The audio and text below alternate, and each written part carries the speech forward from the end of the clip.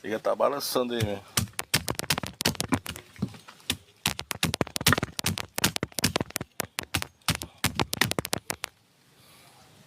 Tô cortando aqui que é pra ficar menos volume, que vai pra Manaus. Lá pra casa do Erison, filho da minha esposa.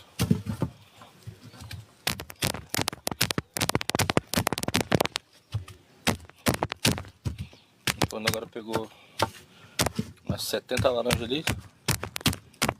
Aí eu vou cortar aqui 10 cocos aqui pra eles tomarem lá em Manaus.